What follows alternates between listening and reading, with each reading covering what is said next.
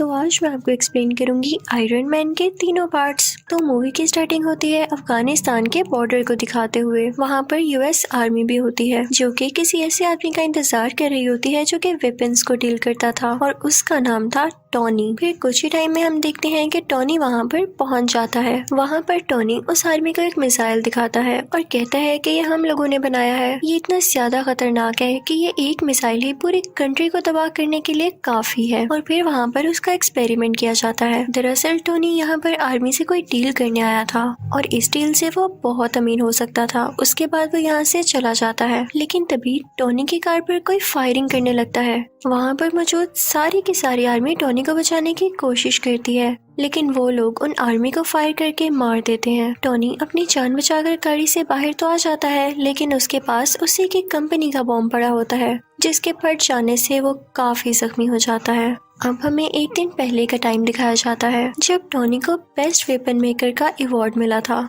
दरअसल जो कंपनी ये चला रहा था ये इसके फादर ने अपने दोस्त के साथ मिलकर बनाई थी, लेकिन जिस जगह अवार्ड दिया जा रहा था टोनी वहाँ पर मौजूद नहीं था, तो उसका अवार्ड कोई और रिसीव कर लेता है। अब अगर टोनी वहाँ पर नहीं था तो वो कहाँ पर था?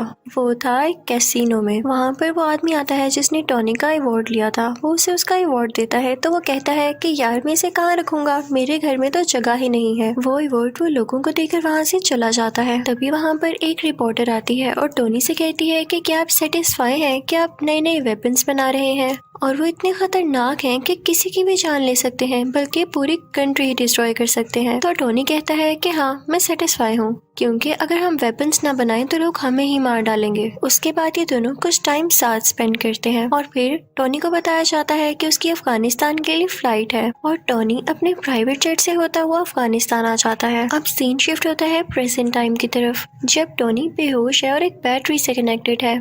जब उसे होश आता है तो वह देख के काफी हैरान होता है कि मेरे साथ बैटरीज क्यों लगी हुई हैं। वो होश में आकर अपने साथ खड़े आदमी से पूछता है कि मेरे साथ ये क्या हो रहा है। तो वो आदमी उसे बताता है कि जब तुम्हारे साथ वो बॉम्ब एक्सप्लोड हुआ तो उसके कई पीसेस तुम्हारी बॉडी के अंदर चले गए। वो इतने छोटे पीसेस थे कि हम उनको बाहर नहीं निकाल सकते थे। अब इसका एक ही हल था कि हम उन पीसेस को तुम्हारे दिल के पास जाने से रोक सकें। तो इस वजह से हम ये इलेक्ट्रोमैग्नेटिक वेव्स यूज कर रहे हैं, तो तुम्हें घबराने की कोई जरूरत नहीं है। हमें पता चलता है कि टोनी को टेररिस्ट ने किडनैप कर रखा है और तभी वहाँ पर उन टेररिस्ट का लीडर आता है। वो टोनी से कहता है कि जानते हो मैंने तुम्हें किडनैप करके यहाँ पर क्यों बुलाया? मुझे तुम्हारा बनाया गया मिसाइल काफी पसंद आया और जैसा कि तुम जानते हो कि यूएस आर्मी ने हमारे बॉर्डर पर कब्जा कर रखा है, तो मैं चाहता हूँ कि सेम मिसाइल तुम हमारे लिए भी बनाओ और बस जैसे ही तुम मुझे मिसाइल दे दोगे तो मैं उन पर अटैक करके तुम्हें छोड़ दूंगा। तो टोनी कहता है कि हरगिज नहीं, ये तुम्हारी भूल है। तो टोनी के साथ खड़ा हुआ आदमी उसे कहता है कि नहीं, ऐसा नहीं करो, तुम्हारे पास इसके अलावा और कोई सोल्यूशन नहीं है, क्योंकि ये एक ऐसा इलाका है जहाँ तुम्हारे साथी इवन आर्मी भी नहीं तुम्हें ढूंढ सकती। अब ये आदमी था कौन? दरअसल ये आदमी भी वेपन्स बनाया करता था और इन्हें भी यही लोग लेकर आए थे यहाँ पर। अब टोनी और वो डिसाइड करने लगते हैं कि यहाँ से बाहर कैसे निकला जाए। हालांकि यहाँ से बाहर जाना लग तो इम्पॉसिबल रहा था, लेकिन वो फिर भी ट्राई करना चाहते थे।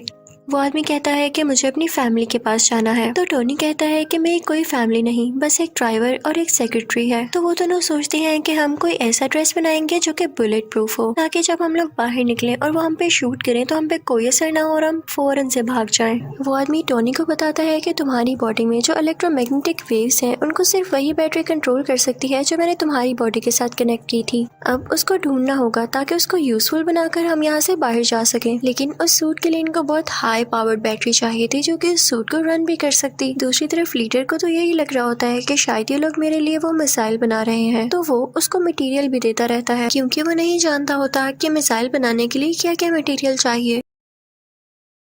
लेकिन जल्द ही जब वो सूट तैयार होता है तो इस बात की खबर उस लीडर तक भी पहुंच जाती है। उसे बहुत गुस्सा आता है और वो उस आदमी को जो कि टोनी के साथ इस सूट बनाने में हेल्प कर रहा था काफी इंजर्ड कर देता है। टोनी अपना वो सूट पहनता है और उसमें सारा सिस्टम डाउनलोड करता है। उसमें वो पावर भी ले आता है और वहाँ पर मौजूद सब लोगों को मारने लगता है और उस केव से बाहर आ जाता है अपना वही ड्रेस पहनकर। टोनी वहाँ से निकलकर सारे वेपन्स डिस्ट्रॉय करता है और अपने ड्रेस में ही मौजूद रॉकेट लॉन्चर से वहाँ से फ्लाई कर जाता है। अब वो गिरता है एक डेजर्ट में, जहाँ पर उसकी टीम उसे ढूंढ लेती है और वापस उसी जगह पर ले आती है जहाँ पर वो लोग रहा करते थे। वहाँ पर टोनी के फादर के फ्रेंड भी होते हैं जिन्होंने उनके साथ मिलकर ये वेपन कंपनी खोली थी। टोनी कहता है कि मैं लाइव आना चाहता हूँ और मीडिया के सामने प्रेस कॉन्फ्रेंस भी करना चाहता हूँ। अब हम देखते हैं कि टोनी पूरे मीडिया से बात कर रहा होता है। वो कहता है कि मुझे अफगानिस्तान के लोगों ने किडनैप कर लिया। उन्होंने मुझसे डिमांड की कि मैं उनको भी वेपन्स बना कर दूं। मैंने ये सोचा है कि मेरे वेपन्स इतनी प्रॉब्लम्स क्रिएट कर रहे हैं और वो लोग भी मेरे वेपन्स को हासिल करके जंग करना चाहते हैं, वॉर करना चाहते हैं और मैं ये सब नहीं चाहता, इसलिए मैं अपनी कंपनी ही बंद कर रहा हूँ। और एटलीस्ट अगर कंपनी बंद ना भी की तो मैं ऐसे वेपन्स कभी नहीं बनाने वाला। तो वो आदमी जो टोनी के फादर का फ्रेंड था वो सारे लोगों से कहता है कि नहीं नहीं, ऐसी बात नहीं है। टोनी बेचारा अभी अपनी जान बचा कर आया है और ये सेंसेस में नहीं है। ये भी उदास है, इसलिए बहकी बातें कर रहा है, ऐसा कुछ नहीं होने वाला। टोनी वहाँ से चला जाता है और वो आदमी भी टोनी के पीछे पीछे आता है। वो टोनी से कहता है कि आखिर हुआ क्या, तुम अफगानिस्तान से कैसे बचकर निकले और तुम्हें उन लोगों ने क्यों किडनैप किया था। तो टोनी उसे सारी बात बता देता है और ये भी बताता है कि मैंने एक आयरन सूट बनाया था जिसकी हेल्प से मैं बाहर निकला, क्या तुम भी देखना चाहोगे। तो वो आदमी कहता है कि हाँ हाँ क्यों नहीं। तो टोनी अपनी शर्ट खोलता है और अपनी चेस्ट पर वो दिखाता है, यानी उस आयरन सूट का कुछ हिस्सा। वो आदमी ये चीज देख के कहता है कि ये तो लाजवाब है, हमें इस पर और काम करना चाहिए और पूरी दुनिया के सामने लाना चाहिए। हम इससे काफी अमीर हो सकते हैं और इससे हमें काफी प्रोग्रेस मिल सकती है। लेकिन टोनी नहीं मानता और फिर जाता है अपनी सेक्रेटरी के पास। वो उससे कहता है कि मेरी चेस्ट में जो टूल लगा हुआ है मैंने इससे ज्यादा एडवांस टूल बना लिया है, उसे प्लीज उसके साथ चेंज कर दो। तो वो लड़की टोनी से पूछती है कि ये क्या करता है। तो टोनी उसे बताता है कि मेरी बॉडी में कुछ मेटल पीसीज हैं, ये उनको मेरे दिल तक जाने से रोकता है और मेरी बॉडी में और ज्यादा पावर और एनर्जी बनाता है। दूसरी तरफ डेजर्ट में उन अफगानिस्तान के टेररिस्ट को उस सूट के कुछ पार्ट्स मिल जाते हैं जिसे वो लोग जोड़कर पता लगा लेते हैं कि असल में चीज क्या है। और उधर टोनी भी एक नए ड्रेस बनाने की कोशिश में होता है। उसने उस ड्रेस में और ज्यादा अच्छे रॉकेट लॉन्चर्स लगा रखे थे जो उसे उड़ने में मदद देने वाले थे। अब वो अपने ड्रेस में लगे सिस्टम को ऑर्डर देता है कि मुझे और ऊपर उड़ाओ, लेकिन जब वो काफी ज्यादा ऊपर पहुंच जाता है तो उसके ड्रेस में बर्फ जमने लगती है सर्दी की वजह से और उसके सिस्टम में एरर आ जाता है और वो नीचे आकर गिरता है। जैसे ही वो नीचे आ रहा होता है तो वो अपने सिस्टम को दोबारा से ऑर्डर देता है क्योंकि अब उस पर से बर्फ मेल्ट हो रही थी और वो दोबारा से उड़ जाता है। फिर घर आकर वो उस ड्रेस में कुछ चेंजेस करता है ताकि ज्यादा ऊंचाई पर जाने में वो ड्रेस ना जमे। और टेबल पर उसकी सेक्रेटरी ने उस पुराने टूल पर कुछ लिख के उसके लिए रखा होता है जिसे देख के वो काफी खुश होता है। फिर शाम को हम देखते हैं कि टोनी एक पार्टी में जाता है जहाँ पर उसकी सेक्रेटरी भी होती है। वो दोनों साथ टाइम स्पेंड करते हैं, डांस करते हैं और काफी एंजॉय करते हैं कि तभी वहीं पर वो रिपोर्टर आ जाती है जिसने उससे कुछ क्वेश्चंस किए थे। वो कहती है कि जो मिसाइल तुमने अफगानिस्तान में दिखाया उस जैसे कई मिसाइल अब अफगानिस्तान खुद बना रहा है और मुझे नहीं लगता कि ये तुम्हारी परमिशन से हो रहा है या तुमने ऐसा कुछ करने को कहा है।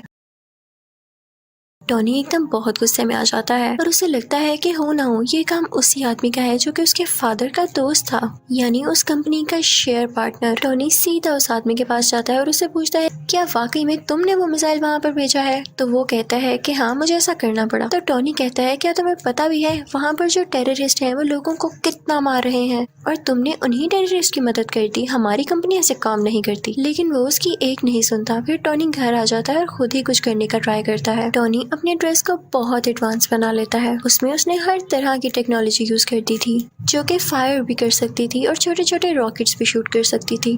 टोनी फौरन से वो ड्रेस पहनकर अफगानिस्तान जाता है। वहाँ पर जाकर वो सब आदमियों से लड़ता है, इवन उन टेररिस्ट के लीडर से भी, और फिर अपने ड्रेस से एक छोटा सा रॉकेट वहाँ पर छोड़ता है जिससे वो जगह डिस्ट्रॉय हो जाती है। वहाँ की एयरफोर्स को भी पता चल जाता है कि यहाँ पर कोई एक्सप्लोजन हुआ है, लेकिन वो आयरन मैन को ढूंढ ही नहीं पाते। फिर टोनी अपने उस दोस्त को कॉल करता है जो कि इसे अवार्ड देने कैसीनो आया था। वो अपने दोस्त से कहता है कि मैं ही हूँ जिसने ये सारा ब्लास्ट किया है, तो प्लीज तुम इस मैटर का ख्याल रख लेना। फिर जब उससे पूछा जाता है कि ये अटैक्स किसने किए तो वो कहता है कि हो सकता है कई दुश्मनों ने मिलकर ये अटैक किया हो, यानी वो ये बात टोनी पर नहीं आने देता। अब जब टोनी के फादर का दोस्त ये बात सुनता है तो उसे बड़ी हैरानी होती है कि ऐसे कोई अटैक करके गायब हो सकता है।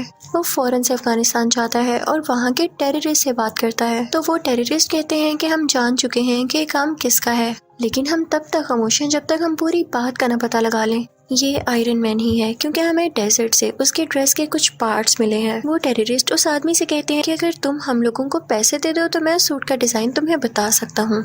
लेकिन टॉनी के फादर का दोस्त ऐसा नहीं करता, बल्कि उन लोगों को डरा धमका कर वो ड्रेस अपने साथ ले आता है। टॉनी को पता चल जाता है कि उसका पुराना ड्रेस किसी ने चुरा लिया है। वो फौरन से अपनी सेक्रेटरी के पास जाता है और उससे कहता है कि कैसे भी करके मुझे उसको रोकना होगा कि कहीं ये सारी इन्फॉर्मेशन लीक ना हो जाए और वो मेरा नाम, मेरी आइडेंटिटी यूज करके हर जगह तबाही फैलाए। अब टॉनी की सेक्रेटरी उस आदमी के ऑफिस जाती है, यानी वही आदमी जो टॉनी के फादर का दोस्त है। वो सारी इन्फॉर्मेशन उसके कंप्यूटर से कॉपी करने लगती है और साथ ही साथ उसे ये भी पता चलता है कि यही वो आदमी था जिसने टॉनी को किडनैप करवाया था उन टेररिस्ट से, क्योंकि ये नहीं चाहता था कि टॉनी का इस कंपनी में जरा सा भी शेयर हो। ये सुन के वो काफी हैरान होती है और वहाँ से जाने ही वाली होती है कि तभी वहाँ पर वही आदमी आ जाता है जिसके कंप्यूटर से वह डेटा चुरा रही थी, लेकिन उसे बातों में लगा के वहाँ से चली जाती है। अब वो आदमी भी इतना कोई इनोसेंट नहीं था, उसे पता चल जाता है कि ये लड़की मेरे कंप्यूटर से सारा डेटा चुरा गई है। जब वो लड़की सारी इन्फॉर्मेशन लेके वहाँ से निकल रही होती है तो एक आदमी आता है और कहता है कि आप टॉनी को जानती है ना, कि आप टॉनी से मेरा इंटरव्यू करा देंगी, मुझे उससे कुछ सवालात पूछने हैं, कुछ क्वेश्चनिंग करनी है। और दूसरी तरफ टॉनी के फादर के फ्रेंड को भी अजीब अजीब फील हो रहा होता है,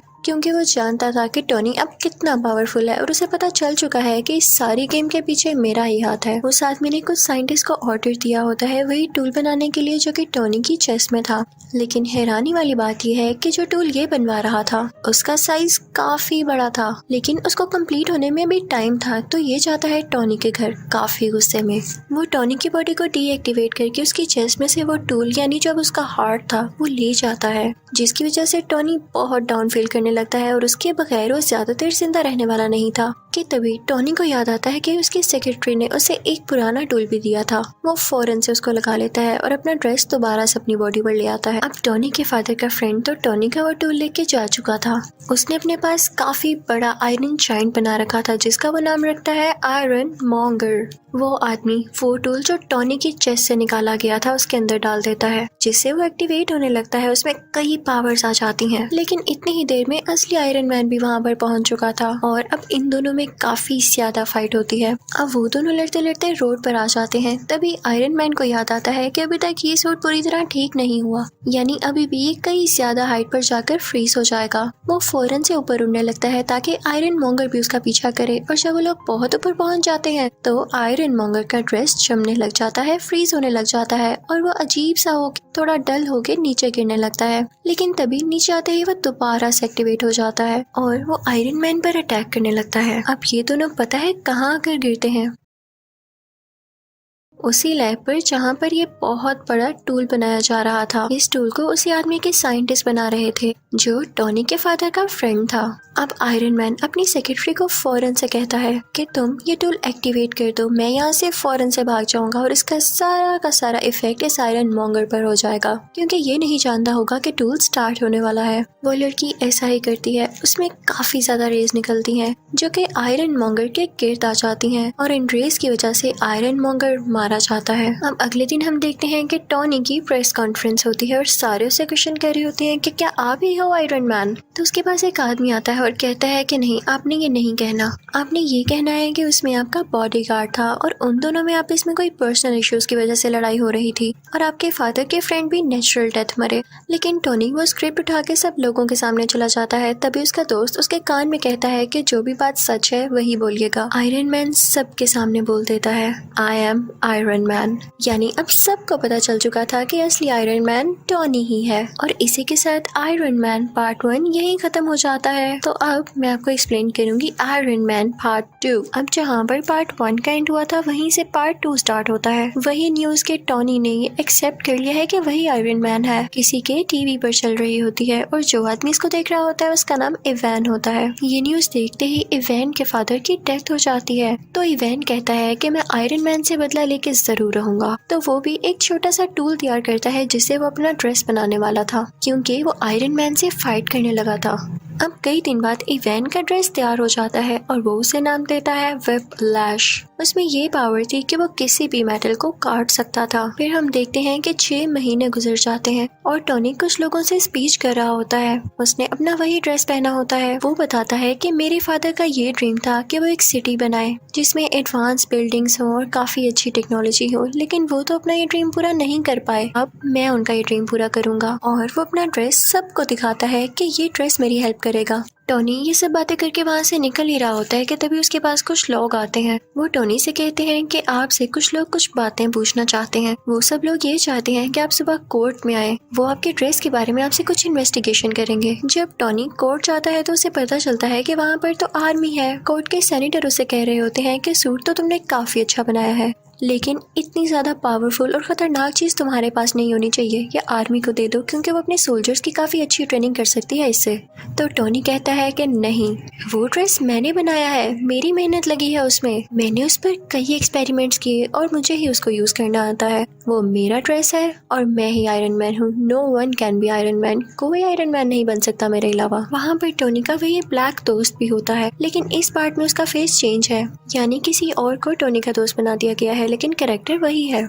वो भी सेम बात कहता है कि मुझे ये कहना पड़ रहा है कि ये ड्रेस वाकई बहुत डेंजरस है और ये आर्मी के पास होना चाहिए, लेकिन फिर भी टोनी नहीं मानता। फिर वहाँ पर एक वेपन एक्सपर्ट भी आता है जो कि सेम बात बोलता है, लेकिन टोनी कहता है कि मैं तुम लोगों में से किसी की बात नहीं सुनने वाला। टोनी उन सब से कहता है कि मैं जानता हूँ आप लोगों को ऐसा करने के लिए किसने कहा है।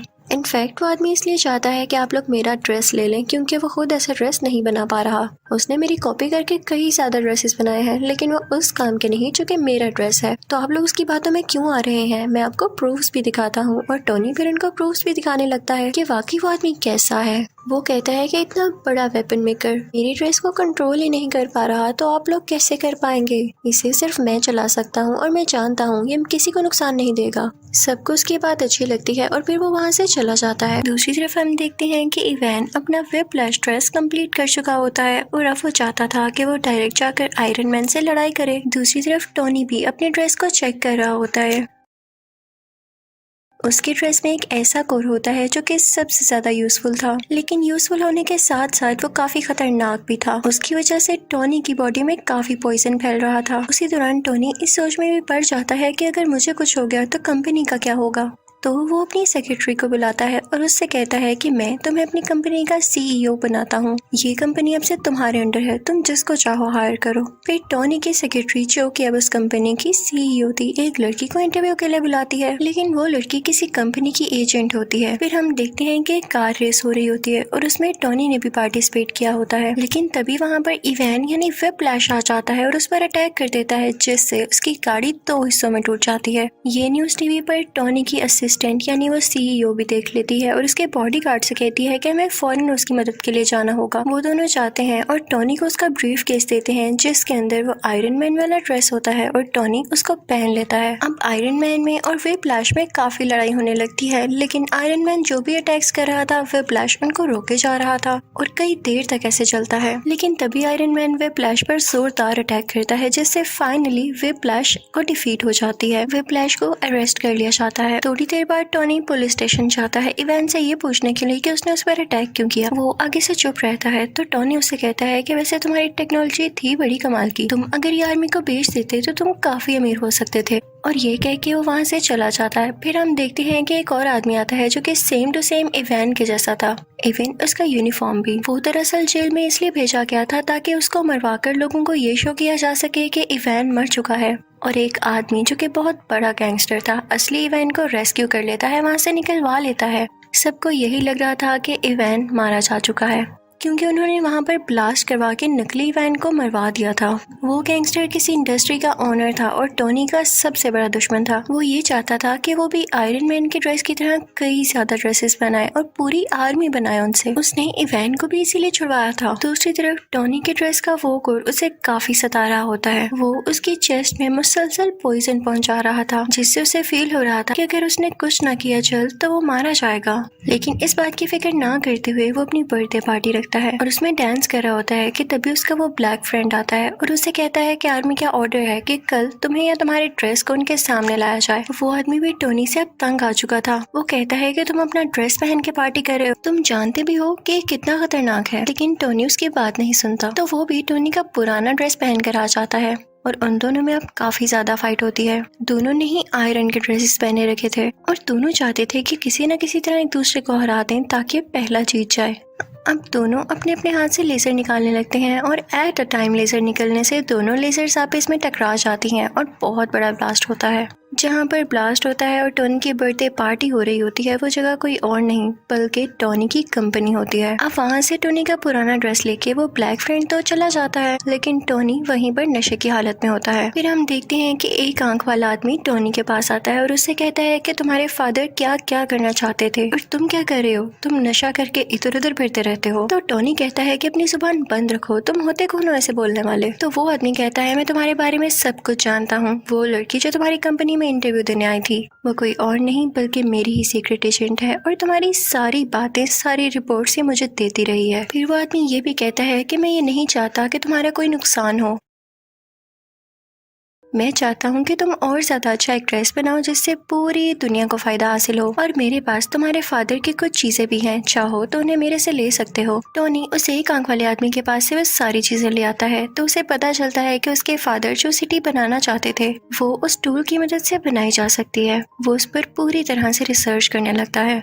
वहाँ पर उसको कोड का पूरा डिजाइन भी नजर आ जाता है। वो उस पर थोड़ी सी और रिसर्च करता है और काफी चेंजेस करने के बाद बहुत ही ज्यादा एडवांस टूल बना लेता है और फिर उसी टूल से वो एक नया ड्रेस तैयार करता है जिसको वो नाम देता है मार्क 6। और साथ ही उसे इवेन की कॉल भी आती है जो कहती है कि मैंने तुम्हारे दुश्मन के साथ मिलकर एक काफी अच्छा ड्रेस तैयार कर लिया है, मैं वेट करूंगा उस दिन का जब तुम और मैं आमने सामने होंगे और देखते हैं कि कौन जीतता है। मैं आप लोगों को राज बताती हूँ कि इन लोगों ने वो ड्रेस किस तरह से तैयार किया। टोनी का वो पुराना ड्रेस जो कि टोनी का दोस्त आर्मी के पास लेके आया था, उस ड्रेस में इवान ने और टोनी के दुश्मन ने कुछ चेंजेस किए और उसको और ज्यादा एडवांस बना दिया कुछ टेक्नोलॉजीज की मदद से, जो कि बहुत सारी वॉर्स लड़ सकता था और फाइट कर सकता था। अब दूसरी तरफ टोनी का दुश्मन लोगों से स्पीच कर रहा होता है कि मैंने आयरन सोल्जर्स बनाए हैं क्योंकि अब आयरन आर्मी का दौर है। दूसरी तरफ टोनी को भी पता चल जाता है कि इवान किसी के साथ सच्चा नहीं है, तो वो जाता है अपने उसी दुश्मन के पास, उसी इंडस्ट्री के ओनर के पास और उसे जाके कहता है कि इवान तुम्हारे साथ धोखा करेगा, वो तुम्हारी सारी आर्मी को अपने कब्जे में कर लेगा और वो सिटी पर अटैक कर देंगी। और ऐसे ही होता है, इवेंट देखते ही देखते सब सूट्स को अपने काबू में कर लेता है और उस वॉर मशीन को भी, जो कि इन लोगों ने नई टेक्नोलॉजीज के साथ तैयार की थी।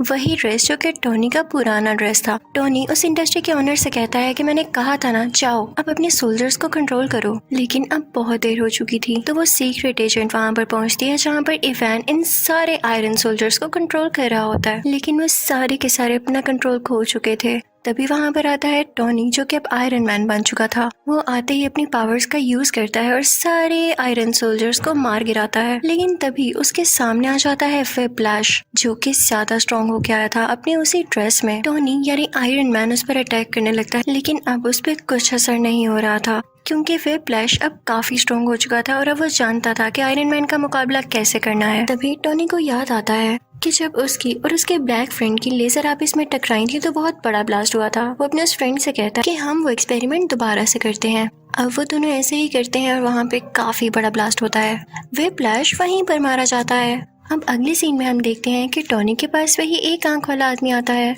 और उससे कहता है कि मैं तुम्हें गुड न्यूज दूं, तुम्हारा जो आयरन मैन वाला ड्रेस है उसको एवेंजर्स ने अप्रूव कर लिया है, यानी अब वो एवेंजर्स टीम में यूज होगा। लेकिन आई एम सॉरी, तुम उसके लिए सिलेक्ट नहीं हुए, तुम्हें सिर्फ पीछे से काम करना होगा। तो टोनी कहता है कोई मसला नहीं, आई एम एक्सेप्टिंग, लेकिन मुझे इस बात का क्रेडिट चाहिए। फिर अगले सीन में हम देखते हैं कि कोर्ट के सेनेटर टोनी यानी आयरन मैन को और उसके ब्लैक फ्रेंड को मेडल देते हैं और उनसे कहते हैं कि थैंक यू, आपने पूरी दुनिया को बचा लिया। और इसी के साथ आयरन मैन पार्ट 2 यहीं खत्म हो जाता है। तो अब बारी है पार्ट 3 की एक्सप्लेनेशन की। तो मूवी का स्टार्ट होता है एक फ्लैशबैक को दिखाते हुए, जहाँ पर एक लेडी उसे बता रही होती है कि मैंने एक ऐसा वायरस बनाया है जिसमें बहुत सारी पावर्स हैं। इवन वो लोग जो डिसेबल हैं, माजूर हैं, वो भी अपनी पावर्स वापस ला सकते हैं, यानी वो बिल्कुल ठीक हो सकते हैं। तभी वहाँ पर एक ग्लासेस वाला साइंटिस्ट आता है जो कि टोनी से कहता है कि हमारी कंपनी एक बहुत बड़ा एक्सपेरिमेंट करने वाली है, उसमें बहुत ज्यादा एडवांस टूल यूज होने वाले हैं, तो मैं तुम्हें ऑफर कर रहा हूँ कि मेरी कंपनी को ज्वाइन कर लो। दरअसल वो टोनी से काफी इम्प्रेस होता है, लेकिन टोनी उसकी ऑफर को रिजेक्ट कर देता है और वहाँ से चला जाता है। हम देखते हैं कि टोनी को एक मेंटल इशू हो गया था, उसी वजह से जब आयरन आर्मी ने पूरे सिटी पर अटैक्स किए थे और टोनी उन्हें शुरू में बचा नहीं पा रहा था, उसे वो फ्लैशबैक बार बार आते थे और इसी को लेके वो काफी सैड और बुरा फील किया करता था। लेकिन उसका दोस्त उसे हौसला देता है। आयरन मैन सोचता है कि अगर उन लोगों ने दोबारा से अटैक कर दिया तो मैं क्या करूंगा। इसके लिए वो आयरन मैन की पूरी टीम बना देता है और वो उस टीम का नाम रखता है आयरन लीजन। अब हमें पता चलता है कि पूरी कंट्री में दोबारा से अटैक्स हो रहे हैं और वो कोई और नहीं बल्कि मैंड्रिन नाम का एक आदमी करवा रहा है।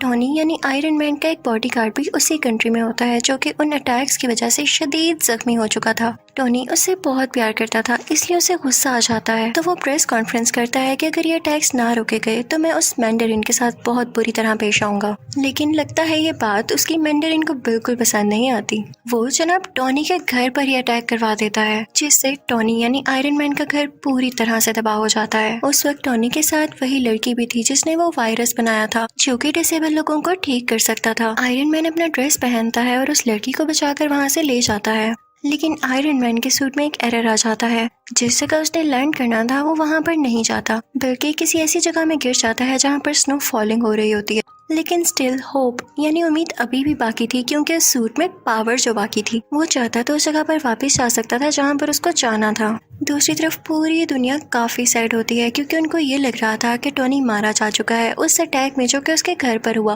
क्योंकि उसके बाद टोनी किसी को दिखाई जो नहीं दिया। आयरन मैन जिस विलेज में गिरा था वहाँ पर उसे एक बच्चा दिखाई देता है। वो उससे कई बातें करने लगता है, क्योंकि वो बच्चा उसको काफी इनोसेंट लगता है। टोनी देखता है कि वो विलेज भी तबाह हो चुका है और सेम उसी तरीके से ये तबाह हुआ है जिस तरीके से टोनी के घर पर अटैक किया गया। तो वो समझ जाता है कि जरूर इसके पीछे मैंडरिन का ही हाथ है। अब वो इस सारे केस पर रिसर्च करने लगता है। उसे पता चलता है कि ये एक्सप्लोजन्स किसी वेपन के जरिए नहीं हुए, बल्कि ये उन सोल्जर्स ने किए हैं जो कि सुपर पावर्स रखते हैं। टोनी सबसे मैंडरिन की लोकेशन के बारे में पूछता है, लेकिन उसे कुछ पता नहीं चलता। सरप्राइजिंगली वो बच्चा उसे मैंडरिन की लोकेशन तक पहुंचा देता है। विलेज में टोनी ने कुछ वेपन्स भी तैयार कर रखे थे जो वो अपने साथ लेकर यहाँ आया था। वहाँ पर उसे पता चलता है कि मैंडरिन तो था ही नहीं, वो ड्रामा कर रहा था कि जैसे वो वहाँ पर हो। वहाँ पर सिर्फ एक आदमी था कि जो उस जगह की वीडियोस बनाकर पब्लिश किया करता था। फिर यहाँ हम देखते हैं कि वही ऐनक वाला साइंटिस्ट टोनी से मिलता है और दरअसल ना तो उसको ऐनक लगी थी और ना ही वो उसका गेटअप था, वो भी उसका फेक गेटअप था। वो टोनी को बताता है कि मैंने वही वायरस यूज करके खुद की डिसेबिलिटी को खत्म कर दिया है और अब मैं काफी स्ट्रॉन्ग हो चुका हूँ। वो साइंटिस्ट टोनी को बताता है कि मैंने तुम्हारी दोस्त यानी तुम्हारी सेक्रेटरी को भी किडनैप कर रखा है। वो उसे उसका विजन दिखाता है कि ये देखो, ये अब मेरे कब्जे में है। वो दरअसल कहीं और पर किडनैप हुई भी होती है और ये सिर्फ उसकी इमेज होती है, एक होलोग्राम। अब वो लड़की जिसने वायरस तैयार किया था वो कई सालों से साइंटिस्ट के लिए काम कर रही थी, लेकिन जब उस साइंटिस्ट को पता चलता है कि ये टोनी से भी मिलने गई थी तो वो उस लड़की को वहीं पर शूट कर देता है। हम देखते हैं कि वो साइंटिस्ट काफ़ी अच्छी टेक्नोलॉजी यूज़ करता था, जिसकी वजह से उसकी लोकेशन कोई भी ट्रैक नहीं कर पाता था। वहाँ पर वॉर मशीन भी होती है जो कि टोनी का फ्रेंड चला रहा होता है, यानी वही आयरन सूट जो वो लेकर भागा था। लेकिन अब उस ड्रेस का नाम चेंज कर दिया गया था और ये उसी साइंटिस्ट ने किया था। दरअसल वो टोनी को ये बताना नहीं चाहता था कि ये वही ड्रेस है। वो उस ड्रेस को यानी वॉर मशीन को अपने पास ले आता है, लेकिन टोनी भी काफी पावरफुल था। वो वहाँ से जान छुड़ाकर भाग चुका था क्योंकि उसे मैंडरिन की लोकेशन का पता लगाना था। इसी दौरान टोनी को पता चलता है कि वो साइंटिस्ट वो एडवांस ड्रेस चुराकर यूएस के प्रेसिडेंट को मारना चाहता है और इसके लिए उसे कुछ भी करके उसे रोकना होगा। और इसी पर्पस के लिए वो साइंटिस्ट वहाँ पर पहुँच जाता है जहाँ पर वो प्रेसिडेंट होते हैं जो कि किसी और कंट्री जाने के लिए तैयार हो रहे थे। वो उसे किडनैप कर लेता है और अपनी सीक्रेट लोकेशन पर ले आता है जहाँ पर कोई नहीं पहुँच सकता था। लेकिन टोनी वहाँ पर पहुँच ही जाता है क्योंकि उसकी हेल्प की थी उस छोटे बच्चे ने, और टोनी था भी बहुत टैलेंटेड। टोनी वहाँ पर जाकर सारे बाकी पैसेंजर्स को भी बचा लेता है, लेकिन जब बारी आती है प्रेसिडेंट को बचाने की तो इतनी ही देर में वो साइंटिस्ट उसे लेकर वहाँ से जा चुका होता है और वो नाकाम रह जाता है प्रेसिडेंट को बचाने में।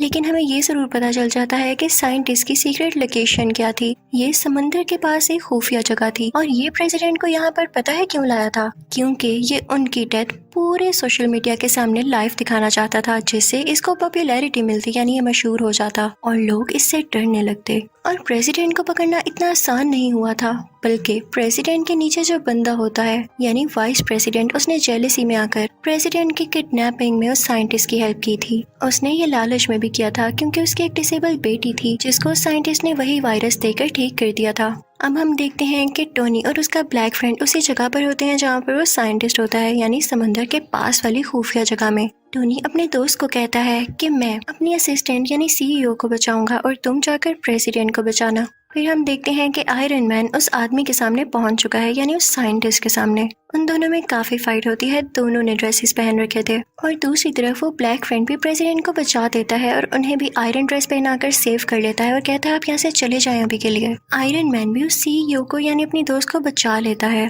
लेकिन बचाते बचाते वो नीचे गिर जाती है जहाँ पर बहुत ज्यादा आग लगी होती है। टोनी यानी आयरन मैन डर जाता है कि ये तो जल जाएगी अब, लेकिन एक मजे की बात ये थी कि उस साइंटिस्ट ने इसके अंदर भी वो वायरस इंजेक्ट कर रखा था जिसकी वजह से उसे आग से कुछ नहीं होता और वो ठीक हो जाती है। ये तो इनके लिए प्लस पॉइंट हो गया था।